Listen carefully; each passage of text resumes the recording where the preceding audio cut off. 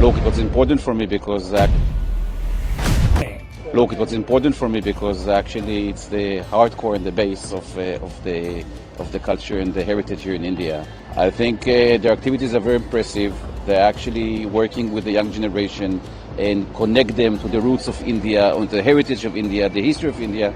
So I think it's very सोचिए important. जरा, जिस संगठन को लेकर भारत में सबसे ज्यादा बहस होती है, उसी संगठन के दफ्तर में अगर इजराइल का डिप्लोमेट पहुंच जाए तो क्या इसका कोई मतलब निकलता है? क्या ये सिर्फ एक औपचारिक दौरा था या फिर आरएसएस को लेकर दुनिया की सोच बदल रही है? और सबसे अहम सवाल, इजराइल ने आरएसएस के बारे में आखिर कहा क्या? आरएसएस यानी राष्ट्रीय स्वयंसेवक संघ भारत का एक ऐसा संगठन जिसे कोई सामाजिक सांस्कृतिक संगठन मानता है तो कोई उसे राजनीतिक चश्मे से देखता है। लेकिन अब आरएसएस को लेकर चर्चा सिर्फ भारत तक सीमित नहीं, हाल ही में नागपुर में जो हुआ उसने अंतर्राष्ट्रीय ध्यान खींचा है। इजराइल के डिप्लोमेट यानी रेवाज नागपुर स्थित आरएसएस मुख्यालय पहुंचे। उन्होंने आरएसएस के संस्थापक डॉक्टर केशव बलिराम हेडगेवार के स्मृति स्थल पर श्रद्धांजलि अर्पित की। यह दौरा आरएसएस के 100 साल पूरे होने के मौके पर हुआ। यानी रेवाज ने आरएसएस की गतिविधियों को करीब से देखा और इसके बाद उन्होंने कहा आरएसएस युवाओं के साथ काम कर रहा है। उन्होंने भारत की संस्कृति, इतिहास और परंपराओं से जोड़ रहा है। ये गतिविधियां काफी प्रभावशाली है। उन्होंने यह भी कहा कि 1925 में जहाँ से आरएसएस की शुरुआत हुई उसी स्थान को देखना उनके लिए एक खास अनुभव रहा। यानी बयान सीधा था, स्पष्ट था और पूरी तरह कल्चरल कॉन्टेक्स्ट में था। इस बयान के बाद सोशल मीडिया पर चर्चाएं शुरू हो गई क्योंकि ये पहली बार नहीं हुआ जब विदेशी प्रतिनिधि आरएसएस को करीब से देख रहे हो। आरएसएस के शताब्दी कार्यक्रम में ऑस्ट्रेलिया, रूस, फ्रांस, जर्मनी, ब्रिटेन, अमेरिका सहित करीब 50 देशों के डिप्लोमेट शामिल हुए थे। ये अपने आप में एक बड़ा संकेत है। विशेष तज्ञ मानते हैं कि दुनिया अब भारत को